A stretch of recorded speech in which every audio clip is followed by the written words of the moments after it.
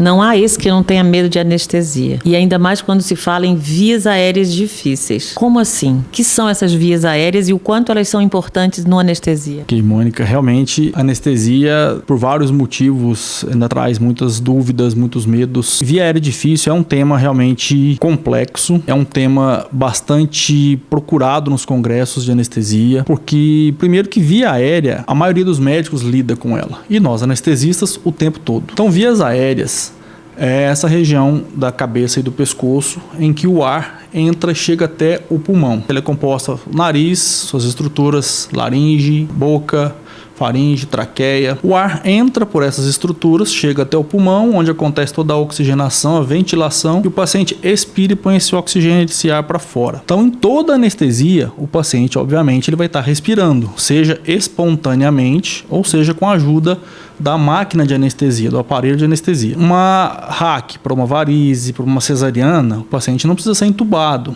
Ele está anestesiado da cintura para baixo, do abdômen para baixo. Mesmo assim, você coloca um catéter de oxigênio, oferece um oxigênio suplementar para que ele respire melhor.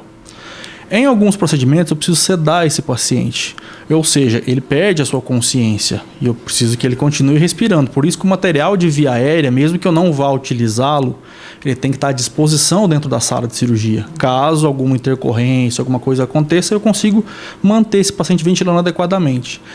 Agora, durante uma anestesia geral em que eu precise fazer uma intubação traqueal, eu preciso de alguns dispositivos que eu coloco nas vias aéreas do paciente para facilitar esse processo de respiração e ventilação. A consulta pré-anestésica tem várias vantagens e uma delas é essa avaliação das vias aéreas. A gente pede para o paciente abrir a boca, a gente observa a distância do queixo até uma cartilagem aqui na região do pescoço, a cartilagem cricoide. Paciente que utiliza barbas muito grandes, pode dificultar a minha ventilação. Quando eu coloco a máscara para que ele possa respirar, a barba pode dificultar esse acoplamento da máscara.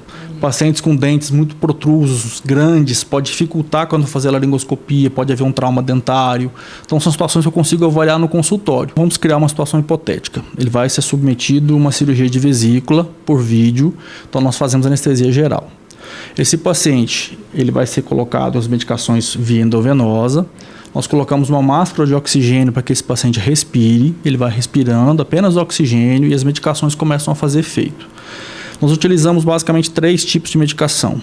Uma delas para tirar a consciência do paciente, outra delas para que o paciente não sinta dor, um anestésico potente, e outra medicação que nós utilizamos é um bloqueador neuromuscular, que serve para que o paciente pare de respirar.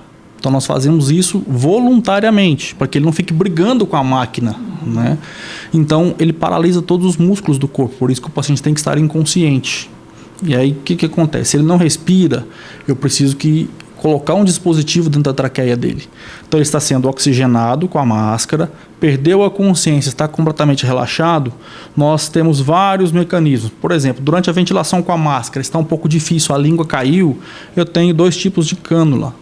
A cânula orofaríngea, que nós introduzimos pela boca do paciente, e ela segura, não deixa que a língua caia.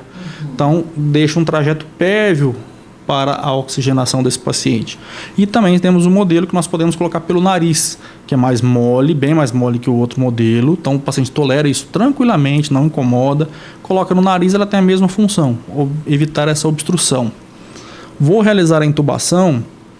A princípio nós utilizamos um laringoscópio convencional, que é esse dispositivo aqui, um cabo onde existem as pilhas e essa lâmina. Existem vários tamanhos para cada tipo de paciente. Então ela tem uma luz na ponta que nós introduzimos isso na boca do paciente delicadamente, justamente com a mão esquerda para que isso aqui desloque a língua e você tenha todo um campo de visualização.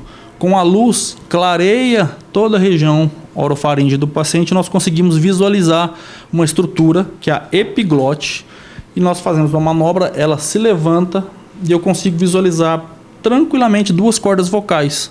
Então aquele local é a entrada da traqueia, onde eu vou posicionar o tubo traqueal. Passo o tubo por entre as cordas vocais.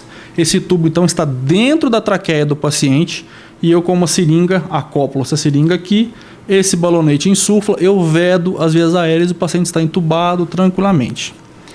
Porém, existem algumas situações em que essa manobra pode não ser tão simples. Como eu falei, são os casos de via aérea difícil. E aí nós temos outras opções. Por exemplo, eu vou utilizar a lâmina convencional. Eu não consigo fazer a epiglote subir. O que eu posso utilizar? Um outro tipo de laringoscópio, que tem essa alavanca e eu faço com que a ponta dele articule. Dessa forma, eu não consegui subir a epiglote da maneira convencional, eu utilizo isso, a epiglote sobe, eu consigo ver as vias aéreas. Caso ainda esteja um pouco difícil, temos outras opções? Sim.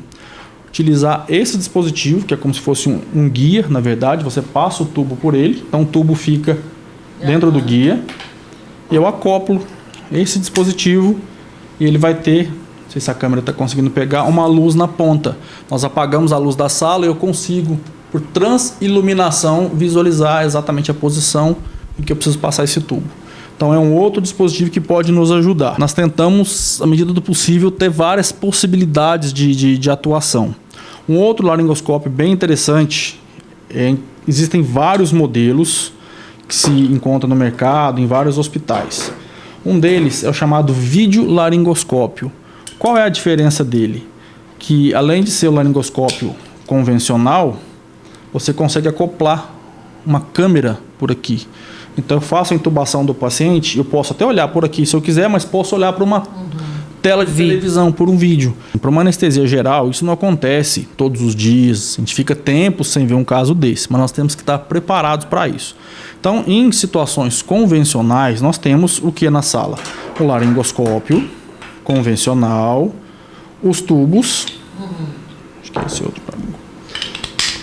O laringoscópio que eu já mostrei, os tubos, tem até um tubo aramado, dependendo da posição que o paciente for ficar, ele não acotovela, ele tem um espiral dentro dele, máscara e cânulas. E é interessante que todo centro cirúrgico, toda equipe de anestesia tem o seu kit de via aérea difícil, é onde ficam esses dispositivos não convencionais. Então precisou, o paciente está sendo oxigenado, não conseguiu entubar, você tira os aparelhos, coloca a máscara e ventila o paciente. Você tem uma situação de urgência, mas não é de emergência. Porém, pode acontecer uma situação de emergência? Pode. Que aí sim é o grande drama das vias aéreas, que é quando você não consegue nem entubar e nem ventilar o paciente. A ventilação também não é favorável. E ele já está inconsciente, ele não está mais respirando e eu preciso respirar por ele.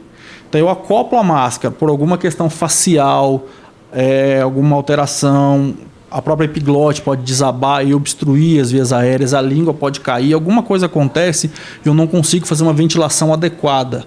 O paciente pode fazer um broncoespasmo, que é uma reação semelhante a uma crise de asma. Então eu tenho que fazer alguma coisa para conseguir colocar um tubo nesse paciente. Qualquer pessoa, ela precisa que tenha uma ventilação eficaz, porque uma ventilação eficaz ela tem uma oxigenação adequada no seu sangue e, consequentemente, nos seus órgãos. Se essa oxigenação não estiver adequada, o paciente fizer uma hipóxia, a hipóxia é uma das causas de parada respiratória, parada cardiorrespiratória, com consequente óbito. Então, por isso que a via aérea é tão importante em qualquer tipo de procedimento que vá fazer. Mesmo tomando todos esses cuidados, pode acontecer? Infelizmente pode. Isso está escrito nos livros, nós sabemos que isso pode acontecer. A grande questão é estar familiarizado com os vários dispositivos que se tem para poder manusear adequadamente uma via aérea, seguir os protocolos, cada instituição, cada Sociedade Americana de Anestesia tem seu protocolo, o Reino Unido tem seu protocolo, mas o importante é estar familiarizado a um protocolo e saber exatamente cada sequência de passos a ser tomada para garantir. Até mesmo tentou entubar, não conseguiu ventilar o paciente adequadamente, acorde o paciente. Em alguns casos é possível fazer isso, você acorda e programa. Outra situação que nós podemos fazer, uma situação que nos salva, é esse dispositivo aqui, chamado máscara laríngea. Ele faz parte de um grupo de dispositivos chamados supraglóticos, diferente do tubo que nós inserimos dentro da traqueia do paciente. Esse não vai dentro da traqueia, mas ele fica, vamos dizer, na entrada da traqueia. Qual é a diferença? Ele tem esse dispositivo, a gente consegue passar uma sonda e por aqui você consegue ventilar o paciente. Então, quando eu insiro isso, nós temos a traqueia na frente e atrás o esôfago, que comunica com o estômago, ou seja, via aérea próxima da questão do aparelho digestivo. Nós introduzimos isso aqui na via aérea do paciente, esse orifício fica em contato com o esôfago e aqui na frente ele fica jogando oxigênio para a entrada da traqueia. A gente insufla isso aqui, ele fica um balão exatamente veda, não chega a ser uma via aérea definitiva que nós chamamos, porque não está dentro da traqueia, mas ele consegue vedar e consegue fazer com que um paciente ventile.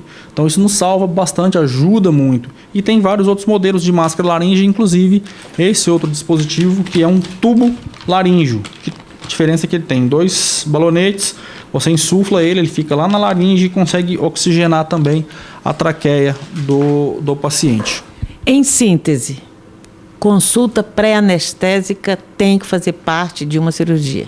As cirurgias eletivas, aquelas cirurgias que o paciente marca, sabidamente tem que passar por uma cirurgia, é um dos grandes motivos. Conhecer o paciente, obviamente, saber suas histórias de alergia, suas patologias de base e avaliar suas vias aéreas. Isso é importante. Aquele paciente que vem para uma situação de urgência, uma apendicite, por exemplo, uma fratura, alguma coisa que precise manipular a via aérea, a gente, claro, avalia isso na sala de cirurgia e temos esse dispositivo todo à disposição no centro cirúrgico para que você possa utilizar em caso de necessidade. Doutor Rogério, qual o padrão ouro para intubação numa via aérea difícil? Bom, uma via aérea que eu já reconheci ela previamente no consultório, ou que o paciente me contou lá no centro cirúrgico e custou entubar, teve que chamar algumas outras especialidades para ajudar nisso, o ideal é que se tenha um dispositivo chamado broncofibroscópio. Normalmente, quem utiliza muito esse aparelho é a equipe de cirurgia torácica, porque eles utilizam como se fosse uma endoscopia das vias aéreas. Ele vai até lá nos brônquios e consegue coletar exames e tudo mais. Então, ele é um dispositivo semelhante a um aparelho de endoscopia, em que você consegue fazer várias curvaturas, vários segmentos com ele. Então, você consegue exatamente olhando pelo aparelho ou pela tela, dependendo a câmera, você consegue visualizar exatamente o caminho que ele tem que percorrer. E o tubo já está passado por ele, então, uma vez que você encontrou a abertura da traqueia, você desliza. Então, o ideal é que, em situações já sabidamente de via aérea difícil, já acionaremos a equipe de cirurgia torácica para que eles venham, entrem conosco e já faz essa intubação de maneira muito mais cômoda, muito mais segura. E a gente conversou com o doutor Rogério Ribeiro, anestesiologista do Hospital Anchieta.